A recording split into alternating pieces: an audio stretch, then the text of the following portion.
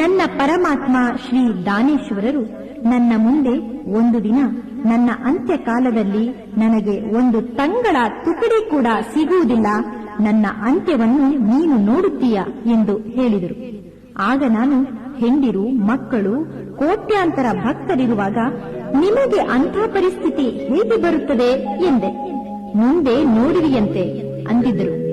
ಅಂದ ಪ್ರಕಾರ ಭಗವಂತ ಹುಷಾರಿಲ್ಲದೆ ಮಲಗಿದಾಗ ಇವರನ್ನು ವ್ಯವಸ್ಥೆ ಮಾಡುವ ಒಬ್ಬರು, ಈತನು ದೇವರಾಗಿದ್ದರೆ ತನಗೆ ತಾನೇ ಆರಾಮ ಮಾಡಿಕೊಂಡು ಹೊರಗೆ ಬರಲಿ, ಇವನನ್ನು ಜೀವಂತ ನಾನು ಹೊಸರು ದಾಟಿ ಹೊರಗೆ ಬಿಡುವುದಿಲ್ಲ ಎಂದರು.